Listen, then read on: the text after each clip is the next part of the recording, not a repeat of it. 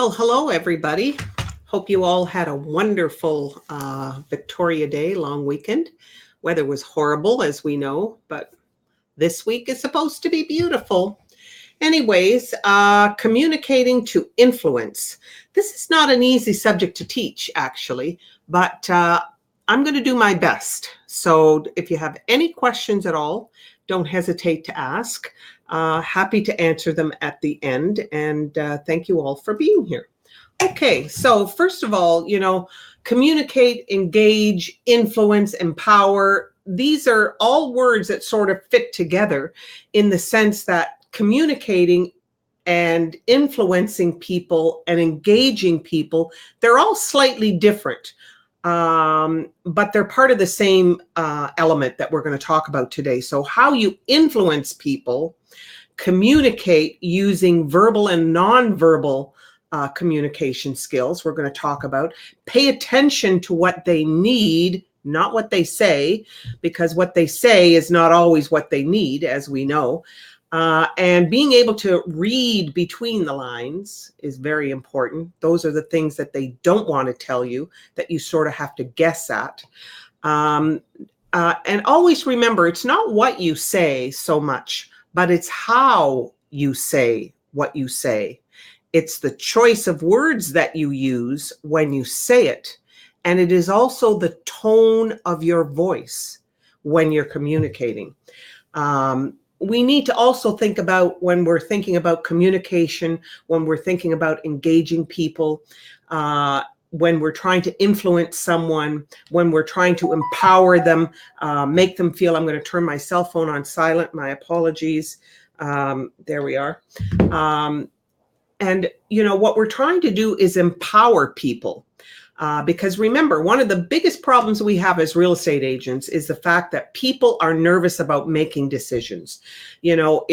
We know that real estate is the biggest investment probably that most people will ever make in their lifetime. And making that decision is not easy. They're nervous. I don't care how many times they've bought and sold a property, they still get nervous. And so being able to influence people and helping them empower them to overcome some of these, worries, fears, doubts, is part and critical to what we're really doing. And also learning how to be able to diffuse difficult clients, because sometimes, clients can get heated, and knowing how to be able to relax people. So communication is a huge thing, not an easy thing to talk about at all today. But so how to improve your communication? First of all, I always say to real estate people, the single most important thing, and it's the hardest one, it's the one I made number one here, is you got to make a connection. And what do I mean by that? I'm really meaning making a connection to the person, and trying to get this person to feel comfortable with you, get them to the point where they will open up to you so that they can tell you certain things. That doesn't come quick. It doesn't come easy. And it only comes as you start building a relationship and knowing how to build relationships, business relationships we're talking about. Learn from the basics of nonverbal communication. We're going to talk about that. That's a lot to do with body language. And we'll take a closer look at that. The order of information, that's a very important thing. What do you say? What do you talk about first, depending on why you're there? Okay, what the reason of the appointment is. Is it a price reduction? Is it a listing appointment? Is a buyer appointment? Are you showing houses? Are you presenting an offer? Are you, on a sign back? Depends on what it is that you're doing. But the order in which you present your information is extremely important. Why do I say that? I say that because, it's about A to Z. It's about most people, I would say, are very linear in their thinking. Okay. So they think, it's like the alphabet. A is first, B, C, D. So it's knowing how to present the order of that information in a way that makes sense and flows. Also, the timing of information. Now, that's another very important point to mention. What do we mean by timing? Well, when you have a a client who's upset, who's angry, disappointed, frustrated, red in the face. I don't know if you've ever met sort of a hot-headed client kind of thing. I've met just about all of them in my 46 years of being in real estate. I've seen every personality type I think you can imagine. But, the last thing you want to do is try to negotiate or try to influence somebody when they're upset, when they're hot under the collar kind of thing. Our job there is to try and cool them down, not to try and negotiate with them or try to get them to sign anything at that point, because that's not the time. So it's poor timing trying to do it at that time. So timing is extremely important when you're communicating with someone. Sometimes you have to over communicate just to communicate. Now that might sound complicated. Let me explain it. I used to have this when I had my website company. And I think many of you, some of you may know that I had about 3,000 real estate agents using my product. And I hired a social media expert and in my company. And her job was basically to help our real estate agents understand how to utilize social media. And I also hired someone who was involved in helping them understand optimization, because, it's one thing to have a website. It's another thing to have a website that makes money. Anyways, the point to this is I had these two people who were experts and really knew what they were doing. And so they were trying to explain social media. They were trying to explain SEO, and they were talking way above the client's head because, in most cases, I'm going back many years now, real estate agents have educated themselves a lot in that area now. But at the time that I'm talking about, it was still relatively new. And, 95% of real estate agents, didn't understand any of this. So I kept saying to this one lady who is my social media expert, I kept saying, you gotta explain it in detail. And she didn't understand what I meant. I said, here's what I mean. And this is going to sound corny, but this is going to help you understand what I mean is sometimes you have to over communicate just to communicate. I said, it's being a chef or trying to teach someone how to cook. Sometimes you have to be as basic as this. Okay. Open the cupboard and pull out the frying pan and use the larger frying pan. Next, put oil in. You see what I'm saying? Sometimes you got to be that basic if you're explaining something complicated to someone. So that's what I mean when I say sometimes you have to over communicate in order to just communicate, because you want people to understand you. Now, you're not going to have to do that in every situation. You have to understand when you need to do that. But I did want to mention that sometimes you have to go right back to the basics and explain things, little step by little step by little step, sort of holding their hand visually in your mind, if you will. And of course, what we're trying to do is engage the client. What do I really mean by engaging the client? Engaging a client is all about relationship building. And what you're trying to do is get a two-way communication going. It should never be just you doing all the talking and them doing all the listening. This is a two-way thing. And, they'll never buy or sell through you until they're able to speak to you openly, freely, non-judgmentally, and feeling comfortable doing that. So that is something that's very important. Knowing how to engage people, make them feel comfortable, and make them want to be able to talk to you openly. Hard one to do for some people, not as hard for others, but for a lot of people, it's hard. Ask for honest feedback. I want to know what you don't like is much more importantly than what you do like. To me, what you don't like tells me how I can make you happier or how I can better serve you. So I always tell people that, be very open with me. If there's something that you're not clear on or something that you don't quite understand or, something that you don't like, just let me know, because, I really want to understand what it is that you're actually looking for. So communication is really, really important, and listening to them. It's always been a problem I've had with real estate people when I was working with them to help me find properties. I had a lot of difficulty with people really understanding what I was looking for, one example was I was looking for a house there not that long ago, and an agent was showing me this property, a bunch of properties this one day. And I kept this one house. I really liked it. And what I liked most about this house, more than anything, was the fact that the landscaping was absolutely beautiful. It was so well done. It was, maintenance free. And I wanted something maintenance free because I didn't want to have to, I'm not a gardener. So I wanted something that, perennials that come back, and, the little plants that you don't have to, that don't grow and grow and grow like crazy. And I kept telling her that when I saw this house, how much I loved the landscaping. And she said to me, you can't buy a house just because you like the landscaping. Now imagine. And there was other things I liked about it. You never find everything you like. You know that. You never get 100%. You're going to have to make compromises. But landscaping and curb appeal was extremely high on my list. Now, there's somebody who wasn't listening to me because I kept saying that to her, and obviously she wasn't listening. So that's what I mean by, making sure you understand what they're looking for, get their feedback so that you are sure you know what they want.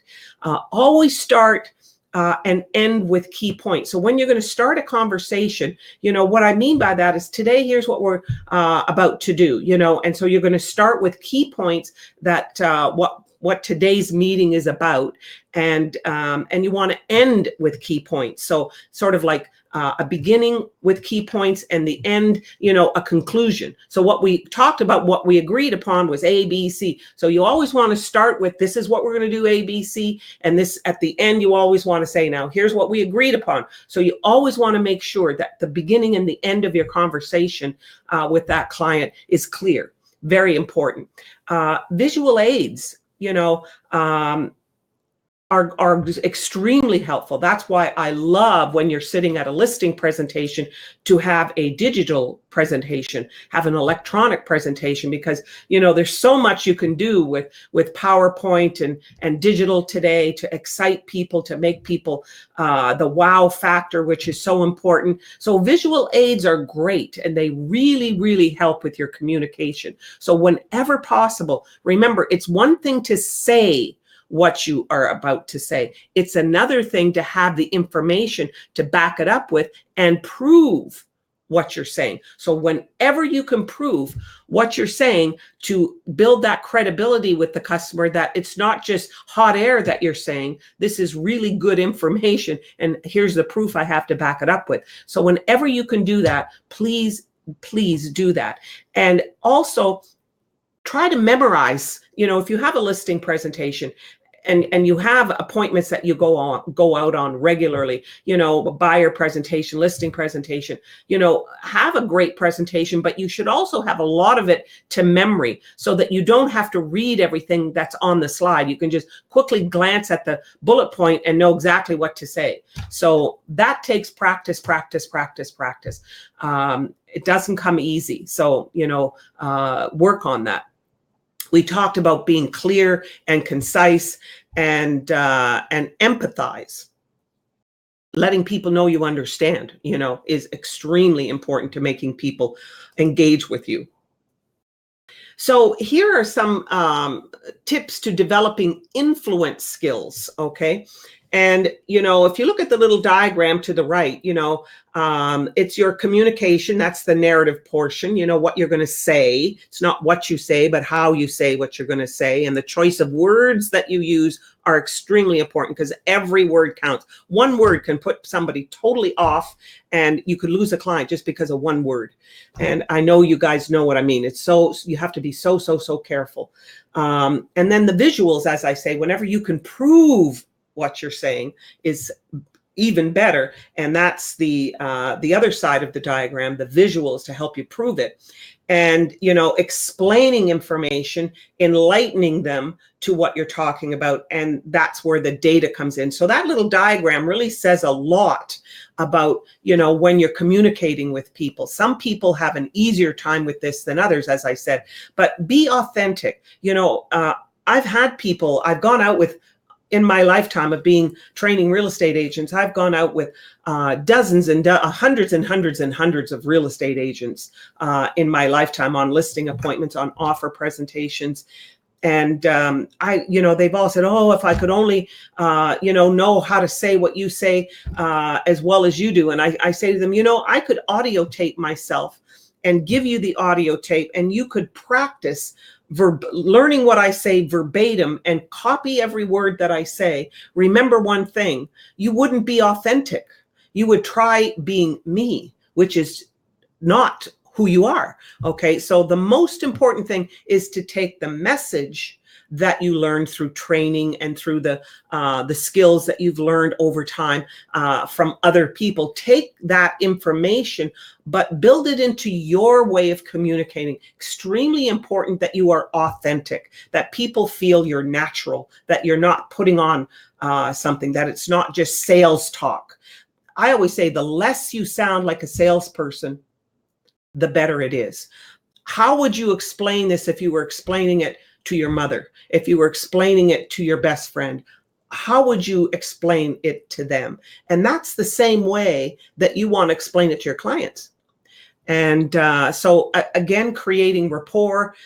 Some people have an easy time with that. Other people have to work on it a little bit, knowing how to build rapport with people, looking for the common interests that you have with people, looking for, listening to what they say carefully and hearing them make a point or two that you can, oh yeah, I know what you mean there, and find something that you can relate to and show that, you have similar interests, or you have similar beliefs or similar ideas as they do. That rapport, people like people who are like themselves. You've heard saying, oh, opposites attract. Well, I've never agreed with that totally. Yes, opposites might seem exciting at the beginning, but I can tell you, many a divorce has come because of opposites. You're better off having a lot more in common than having being too opposite of someone. So rapport requires understanding how people think, because you think the same way. Listening, as I said, paying attention, asking the right questions. Oh my God. I mean, we have courses on that. I've got courses on that, on questioning skills, because in sales, it's all about questioning. Remember, we're trying to close them. We're trying to get them to sign on the dotted line. We're trying to get them to work exclusively with you and maybe sign a buyer agency. We're trying to get an offer out of them, whatever. And anytime you're trying to close someone, remember, it's all about questioning. It's not about making statements. The statements that you make should be statements that agrees with people. So I have a friend, they say, I have a friend in the business. What you're not going to say is, friends in business don't mix. That's a total disagreement. It's a statement. It's a total disagreement to them. And that's going to cause, their back to get up. So what you want to do is something like, well, I understand. I have some very good friends myself. I totally respect the fact that you are concerned about your friend. Now you're agreeing with them. You're not disagreeing them. However, have you considered, and then make your point. So my point here is, always learning how to be able to question rather than make statements. Very, very important. My negotiating course, I go into a lot of detail on that. And remember, all my courses are online for you to be able to go back whenever you want, as often as you want. Beware of your body language. For example, when we're sitting at a negotiating table, or when we're trying to list a house or negotiating a deal or working with buyers, doesn't matter. When we're sitting at a table with a client, and let's say we're at a square table or round table, doesn't matter, and the client is sitting across from you, when you're talking, one of the most important things, I learned this a long time ago, and it really is important. When you're talking, what you want to do is lean back in your seat and talk from this position. When you talk from this position, my elbows are on the table here. When you talk from this position, it can be a bit intimidating. You're in their face, if you know what I mean, and you're in their zone a little bit, and that can make people feel uncomfortable. But if I talk from this position, you see, it's very different. I'm not threatening. I'm not imposing on your space. So when you are speaking, always lean back in your chair. It makes what you're saying more relaxed, more comfortable to the person who's listening to you. They become more relaxed. They listen to you more when you are leaned back. Now, when they're talking, that's when I want you to lean forward and, sort of keep your ear to them and have your pen in hand and a notebook there and take a few notes as they're speaking. You don't want to take notes on every word, but just a point or two that they're making, you want to make a little note so that you don't interrupt them, let them finish what they're saying, and then come back and say, you mentioned, and then bring up the point or two that you may have written down. So always remember, lean back when you're communicating and lean forward when you're listening, and make a few notes. Be aware. That's what I mean by being aware of your own body language. Remember, you're selling the sizzle. In other words, it's not the steak. Okay, it's the smell of the steak. It's the sound the steak makes when it's cooking. It's the taste of the steak when it's cooked properly. It's all of that. So that's what we mean by selling the sizzle. That's going to make someone's mouth water. That's going to make someone want something, is when you're selling the sizzle. So when you're, talking about the house, always remember, they said to you they wanted a big kitchen.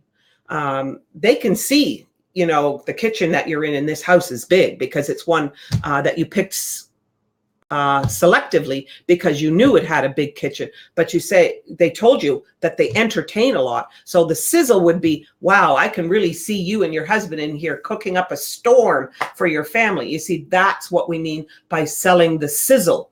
And that's what's going to get people to use their imaginations by the choice of words that you use. When you can get them to use their imagination and see themselves in that position that they want to be in, it's going to make them want it even more.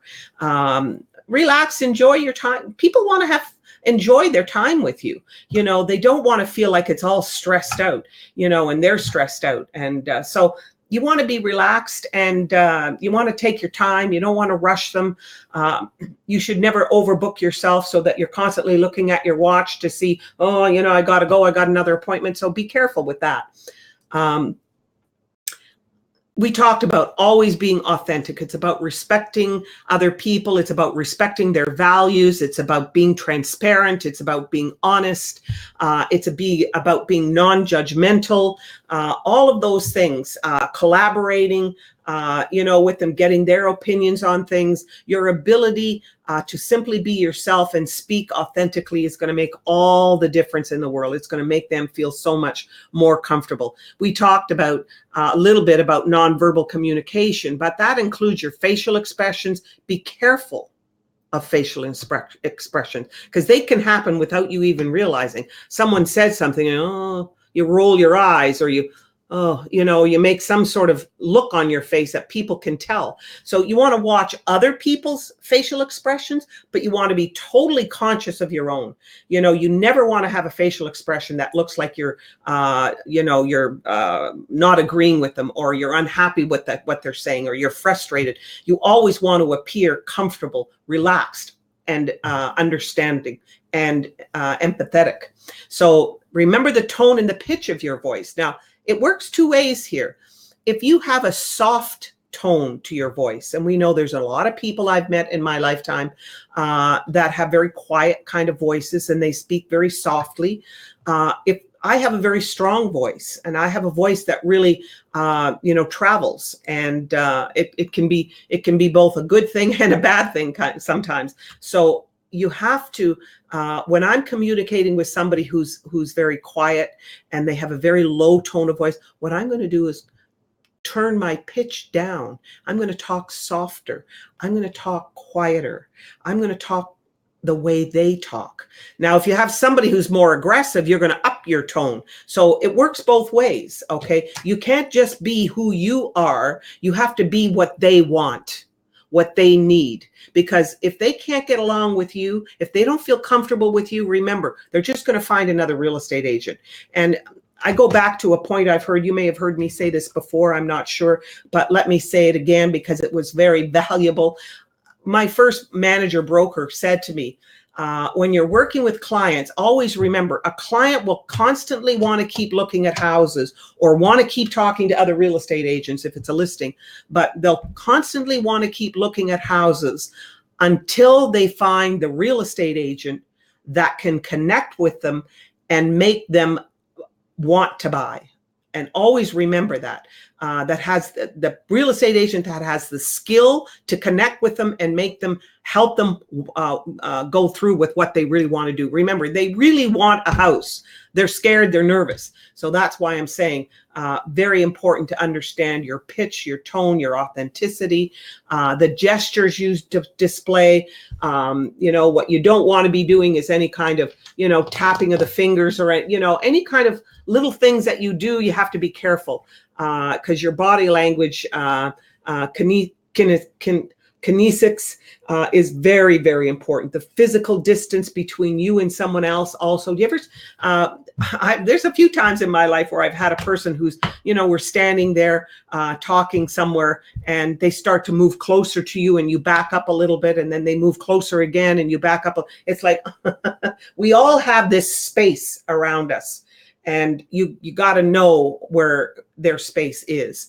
So be conscious of that. You don't want to feel like you're too close and making them feel uneasy about that. It's also about being brief. When I talked about sometimes you have to over communicate, and start from the basics, as I was pointing out earlier. Sometimes you have to do that. But in most cases, one of the most important things is being brief. When you have a lot to say, when you have a lot to go over, example, on a listing presentation, on a buyer presentation, trying to, create loyalty with a buyer, maybe get them to sign the buyer agency. You want to remember one thing, okay, that you don't want to make your what you're saying so lengthy that people are, can you cut to the chase? They're thinking, oh my God, when is this person going to stop talking? So you don't want to ever have them feel like you're hogging the conversation, you're dragging everything out. So be brief, be succinct, be clear, be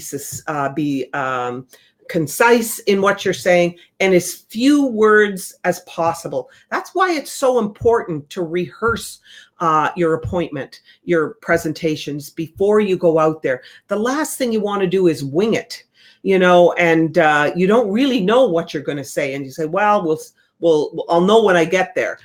You shouldn't be thinking, I'll know when I get there. You might have to change what's on your plate as far as what you're planning to say, because maybe this particular client requires that you shorten it or expand upon it. So you do have to set your presentation to the mood and to the style of the consumer. But remember, you still want to keep it so they understand it, so that they don't get lost in the conversation. And so that's why it's so important to practice. Focus on earning respect instead of laughs. Like, some people have a great sense of humor. I have a lot of different realtors that I know who are quite humorous. And I always say that can sometimes be a defense. Someone uses their humor as a way of defending themselves, be a defense mechanism. So you got to be careful with humor. Okay. I love humor, but communicating with others in a lighthearted way, can be a good way to make friends. But in a professional setting, it can be different. It is different. Okay. So remember that most successful communicators are those who have earned respect, not laughs. People, just because they laugh with you doesn't mean that they're going to want to do business with you. So it's nice being lighthearted, but be careful. Think before you speak. And, I love this little chart here that, uses the letters to help you understand when you're about to say something. So before you speak, is it true? Is it helpful? Is it inspiring? Is it necessary? And is it kind? Always think about that before you're going to say what you're going to say. I have put my foot in my mouth from time to time, and in every situation, it's because what I did was I didn't pause before I was going to say what I wanted to say, and I just said what popped into my mind. The first second they said something, I just responded with whatever is the first thing on my mind. So you have to be careful. Sometimes that works, but it doesn't always work. So take a moment, pause, and pay close attention to what they're saying, and make it a habit of doing that to avoid some embarrassments, because we've all had some from time to time. Influencing, manipulation, and power. Take a look at this little diagram. It's the 7 bases of power. Power in charisma. People who are charismatic, have power. The power of relationships, so once you've built a relationship, you have more power now because you have a relationship with this person. Knowledge is power. Okay, that's why information and learning and studying and training and getting more knowledge behind you is very important, because there's a lot of power in the information that you have. There's a lot of power in your expertise. That's why I believe so much in niche marketing. So if you become, that luxury condo, downtown Toronto condo real estate agent, and you've really learned a lot about buying and selling condos and what's available, and, all the different ins and outs of putting offers and what to look for in a builder's contract when you're buying, and so on. Once you have all that expertise, there's a tremendous amount of power in that. People will seek you out because you have information that other people are talking about, because, wow, this person really knows about this subject. So very important to build your expertise. And the power to punish, I don't like talking about that, but there is an awful lot of power in being the boss and being able to punish someone, kind of thing. You're fired, kind of thing. You see what I mean there. And of course, the power to reward. It's always nice if paying someone, there's an awful lot of money that goes behind paying someone. And of course, the power of your position. But anyway, so when you think of that, think about all that as you're learning to influence people and try not to be manipulating them. But influence is a process and is characterized by positive intention in the interest of the person that you're trying to influence. In other words, closing someone is helping people make decisions that are good for them. Okay, decisions that are good for them. You're not going to try and hard sell them into buying something they can't afford, that they're worried about being able to afford. What you're trying to do is help people make decisions that are good for them. Trust is at the core of that, of building that relationship between the influencer and the client. And it's so important. If a client trusts you, they are more able to be influenced by you. If they don't trust you, you are never going to be able to influence them, period. And I'm sure you know that. Trust is number one.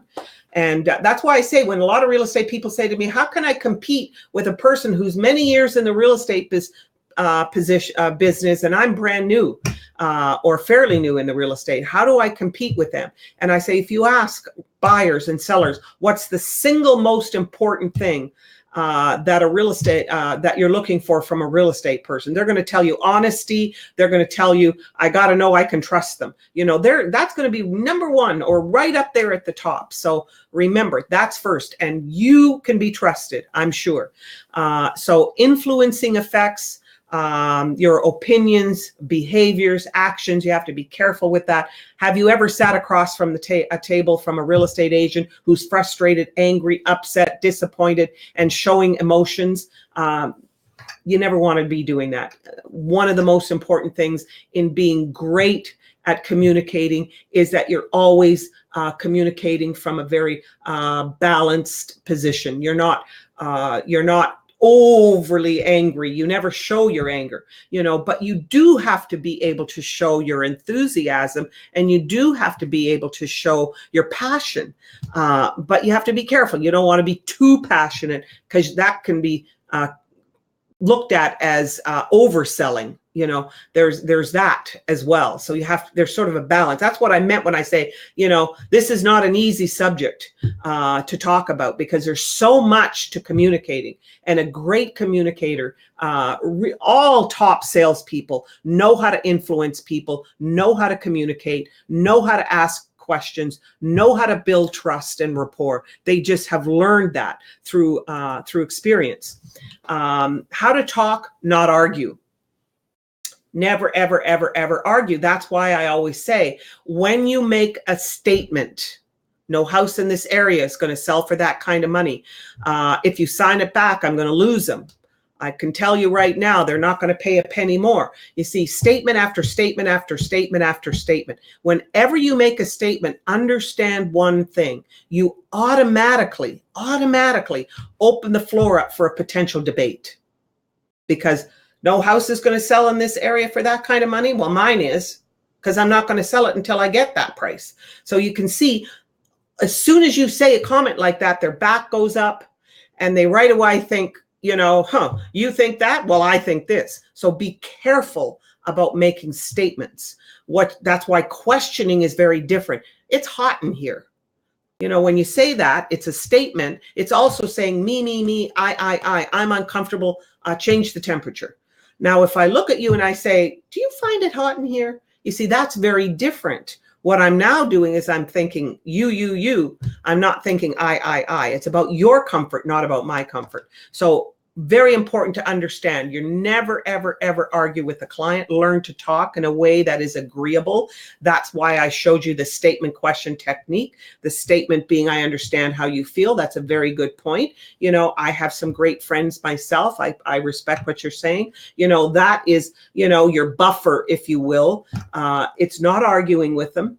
And then the question comes, suppose that, what if, have you considered, is there a possibility, how would you feel if, and so again, you're not threatening them, you're not arguing with them, you're trying to get their opinions through questioning. If the prospect challenges you, your claims or your services, use a feel, felt, found. I know how you feel. I felt that as well. I found that when that's what we mean by the feel, felt, found situation. That's why I like the statement question technique. Suppose that, what if, would you consider, how do you feel if, or how would you feel if? So that's what we're talking about here. And however, suppose that, and that's just the same thing that I'm talking about. So concentrate, choose your words carefully, watch your tone of voice, listen is all important to effective communication. Believe in yourself, encourage yourself. This is again with belief, better yourself, encourage yourself, love yourself, inspire yourself, educate yourself, validate yourself, energize yourself. All of that is important to you being able to communicate with confidence. Confidence comes when you believe in what you're doing. If you don't, I don't know what you're like, but I could never sell anything that I don't believe in. If I don't believe in it, and I don't care how much money I get paid, I would not be able to sell it. So not only do you have to believe in what you're doing, but you have to believe in yourself being capable of doing that. So in order to learn how to influence people, you need to develop the same attitude and attributes to those who've championed selling. And that's why it's great learning from other people. That's why it's so great to go online and take webinars and watch other real estate people do listing presentations, work with buyers.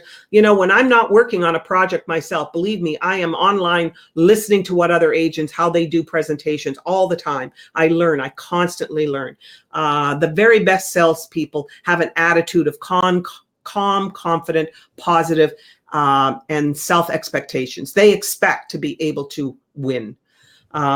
So remember, point of view, many salespeople suffer from the inability to connect, as I say. So human beings are 100% emotional in all of the decisions that they make. And that's why I keep saying to you, we're trying to help people make decisions that are good for them. But remember, they have these emotions that are covered up. Sometimes they're not covered up. Sometimes they demonstrate it. And that's where you see the anger, the frustration, the disappointment, whatever, in clients as well. So in order to learn how to influence people, you need to be able to understand their point of view. Your point of view is not what's important. It's their point of view that's important. So just because you don't like. I had someone ask me that in a meeting there recently, a few weeks ago. They said to me, you know, can I ask you, Gabrielle, do you always have to be honest with people?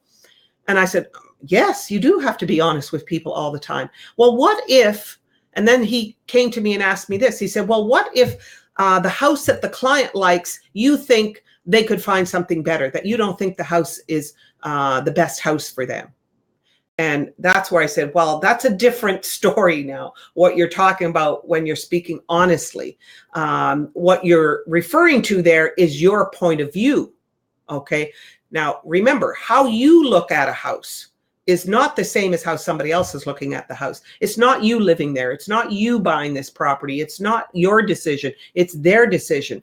And what your job is to point out the benefits of this particular property. Does it meet with the criteria that they have? So just because you don't like it doesn't mean that you shouldn't allow them to want it if that's what they want. So be careful about that part. That's not what I mean by being dishonest when you don't tell them your point of view about a property. That's not being dishonest. That's just accepting what they want. In order to learn how to influence people, you need to be able to understand, as I say, their point of view, connect with what causes them to feel strongly one way or another. If they say they really don't like something, or, you know, as I was talking about the gardening thing and the landscaping thing, you know, she didn't even look at that as being important. Well, to me, it was extremely important. And I would never buy a house that doesn't have great curb appeal. And I wouldn't buy a house that doesn't have decent landscaping. It may not be the deciding factor, but it's up there. And so always remember that. Use powerful techniques to influence. That's all about asking the right questions. As we talked about, most powerful techniques you can develop to learn how to influence people is the ability to ask questions. We've talked about that already. The basic rule is that never say anything if you can find a way to ask instead. So ask a question rather than say. If you can ask a question, it's so important, right? Make sure the question is an appropriate question to what you're talking about. But someone was asking me, they were outdoor knocking the other day, and I congratulated them. I said, hey, good. I always love it when I hear a real estate agent outdoor knocking, because not many real estate agents do that anymore. But anyways, he said he came across a door and he knocked on it, and the client said to him, oh my God, you know, I sell a house I wouldn't buy or sell in this market at all. This is a horrible market. And this was just the other day. And so he said, I was stumped. I didn't know what to do. I said, I would have asked a question. I would have said, you seem to be very, very sure how you feel about this market. Do you mind if I ask you, Mr. Seller, what is it about this market that you don't like? You know, and ask a question. So never say anything like, some people would say, well, the market is a really good market. I don't know what you're talking about. This is, you know, there's a lot of good properties on the market, and, you know, sellers still can get a good price for that. You see, now that's combative. It's challenging them on their position. Don't do that. Ask a question. That's always going to be the best solution in communicating. So avoid overselling. We talked about that. Many times I've caught real estate agents when we were on a listing appointment. I don't know if you've ever heard that phrase before, but sometimes you can talk someone into something and then talk yourself right out of it because you didn't know when to shut up. Pardon the expression, but you got to know when to stop. You got to know when to sell, and you got to know when to zip up the mouth and be quiet. The less you sound like a salesperson, the better. That goes back to the point I made earlier. In fact, understatement in selling today is probably more impressive than overstatement. So again, being careful on your choice of words. And remember, it's not what you say, but how you say what you say. The choice of words that you're using and the tone of your voice. You know, put the words, don't ever try to put words in somebody else's mouth, because that can make people get upset. And very, very important that you understand that as well. Okay, remember, it's also about motivating others. I love this, Andrew Carnegie. People who are unable to motivate themselves must be content with mediocrity, no matter how impressive their other talents are. So if you're unable to motivate them, if you're not able to motivate yourself, you're never going to be able to motivate anybody else. And it doesn't matter how many other talents you have. Motivating people is extremely important. You need to be able to motivate people. By motivating others, great salespeople create a climate in which people become engaged and empowered. You know, so when they think, oh my God, I'm not sure if I'm going to be able to, you know, the one thing I love to talk about, especially with first-time buyers, I love to talk about the pride of ownership. You know, and if they're moving up, you know, you have now come to a very, very wonderful time in your life. You know, you made the right decision many years ago. You bought the right house. You gained a lot of equity, and now it's time for you to move up. You know, you've earned your right to move up into another property. And, you know, again, always remember that first-time buyer, once you make the decision to buy a house, everything changes to the positive in your life. You know, every application has that one question: do you rent? Do you own? And man, when they see you're a homeowner, they trust you more. They believe you're going to be more responsible. They believe you're going to be more, trustworthy and ethical, because, you know, you got to keep your job kind of thing if they're hiring you. So, you know, very important that, you know, there's nothing better than, I'm not a tenant anymore, I'm a homeowner. That's a really big, important, wonderful step that they've taken. That's what we mean by being able to motivate people to want to do it. They understand the needs, the styles, and the motivators of other people. That is where you're trying to connect with them, okay? And people will want to work with a professional and a salesperson, a professional salesperson, and will be much more receptive to their influence when they trust them and when they believe what you're saying is being truthful to them.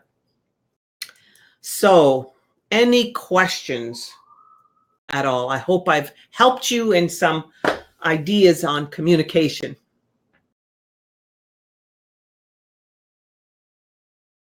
No questions? All right. Well, thank you all very, very, very much. Happy that you were here. Hope I helped you in some way. Look forward to seeing you all again next week. Take care. Have a great week. Bye-bye.